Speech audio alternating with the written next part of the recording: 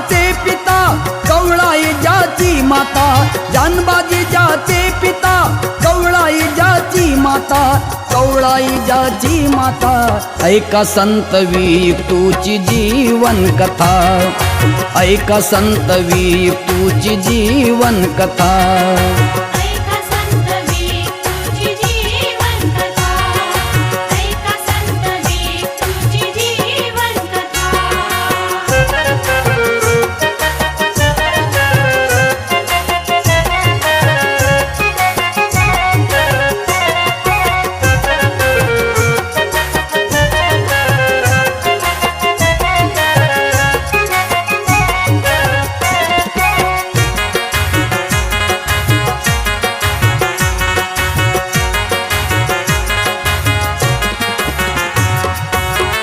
चैत्र शुक्ल पंचमी आली, सन 1918 साली।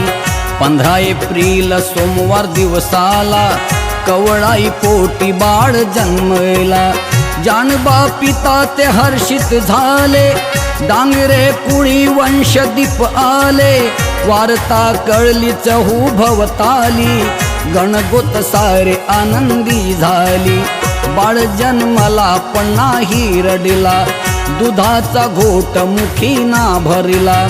चिंता पडली आई वडिलाला, बाळाने उपवास का धरला।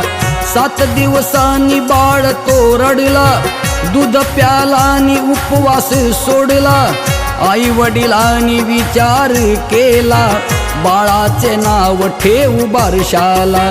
आमंत्रण दिले गणे गोताला, जानबाजी घरी सोहळा झाला।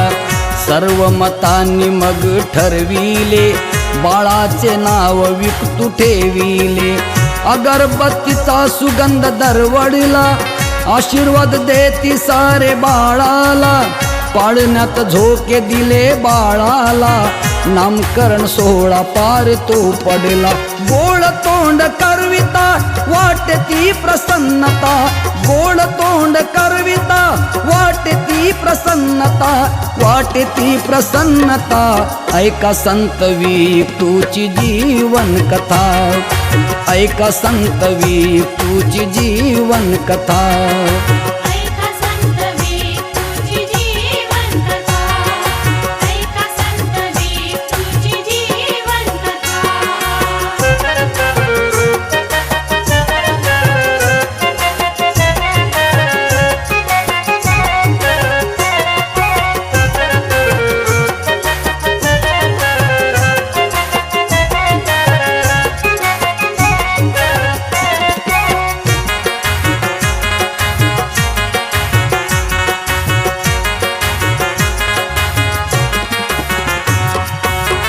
हळूहळू वाढते वाढत गेले, विकतू 7 वर्षाचे झाले।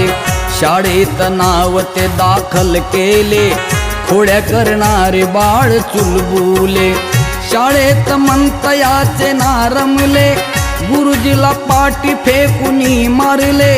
1.5 वर्षाच्या मुलीला धरले, मरेल असे दाबुनी बसले। बहिणीला पाळण्यातून आपटले, भावाच्या पोटावर ते नाचले। बुधाला मारले कुऱ्हाडीने, लक्ष्मीला विहिरीत ढकलूनी दिले। ओढिली नथ ती नाकातूनी, विकू थांबे ना खोड्या करतानी। आई वडील केले बघा त्रासूनी, बांधले विकूला मग दोरानी। दाताने दोर टाकला तोडूनी, पलीकडच्या शेतात पडूनी। शिरला शेतामधल्या झोपडीत, झोडपले आजारी म्हाताऱ्यास। जानबाजी शेतातून घरी गेले, विकूने तेवढेची मग बघितले। मिरचीचे झाड उपडूनी फेकले, मार बसेल म्हणून पडून गेले। विकूने सोडले मग घरदार, शिरले भयान त्या जंगलात। काट्या गोट्यात जगले ते फिरले, कंदमुळ पाला खाऊनी जगले। बैलगाडीवाल्यास मग पाहिले, खाली पोते तयास मागितले, एके ठिकाणी कधी ना बसले, गावातील अन्न पाणी मग कसले, विप्तुदेव खळ्याकडे ते वळला, फासले होते शेंदूर दगडाला, कोंबड्याचे पाय होते टांगलेले, मुंडके झाड फांदीस बांधलेले, अंधश्रद्धेने लोक ग्रासलेले, वेळात विप्तूला त्यांनी गणले, विप्तूच्या मनाला ना ते पटले, दगडाचे देव सारे ते फेकले, बोले जान बापिता करू नको खोड्या आता, बोले जान बापिता करू नको खोड्या आता, करू नको खोड्या आता, ऐका संत विप्तूची जीवन कथा, ऐका संत विप्तूची जीवन कथा, ऐका संत विप्तूची जीवन कथा, ऐका संत विप्तूची जीवन कथा.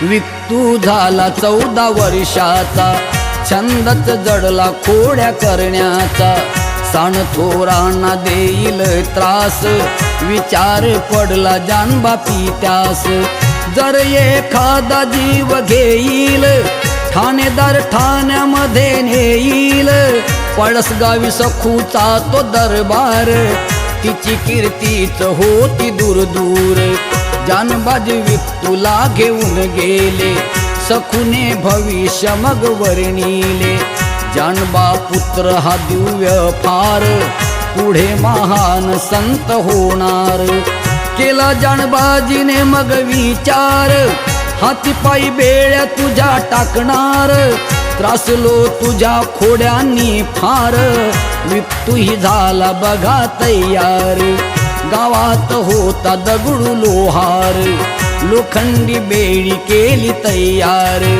केला मनासी पक्का निर्धार, विप्तूला बेडीने जकडणार, हातापायात बेडी टाकताना, विप्तू हसायचा तो बघताना, पडला बेड्यांचा जेव्हा भार, लागली जानबाच्या नयनी धार, पाही जनतेचा जथा होती विप्तूला व्यथा, पाही जनतेचा जथा होई विप्तूला व्यथा, होई विप्तूला व्यथा, ऐका संत विप्तूची जीवन कथा, ऐका संत विप्तूची जीवन कथा, ऐका संत विप्तूची जीवन कथा, ऐका संत विप्तूची जीवन कथा.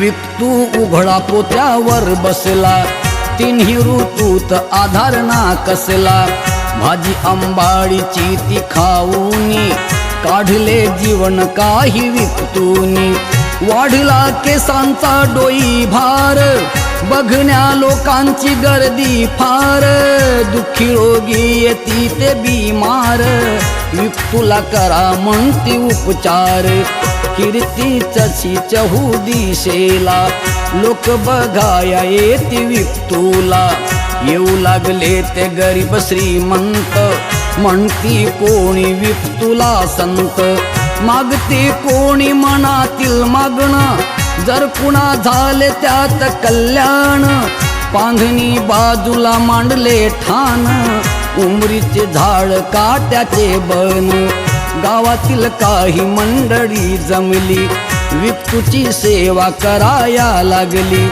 स्वतःच देती मग कोणी दान, दानदाता विप्तू स्वतः महान म्हणे दिली दीक्षा बाबा साहेबान आदि बुद्धाला भेटाया जाण सुखाचा मार्ग बघून यान सांगितला माणसाला बुद्धान भक्तांना म्हणाले विप्तू बाबा जाऊया बुद्ध स्थळे बघाया गयेचे महाबोधी विहार केले जे अशोकाने तयार लुंबिनी सारनाथ कुशीनारा बघुनी येऊ बुद्ध विहारा आले बघुनी बुद्धाचे स्थान केला निर्धार विप्तू बाबान भीम स्वप्न करण्यात साकार आपण ही बांधू सुंदर विहार भक्त लागले मग कामाला घडविले त्या बुद्ध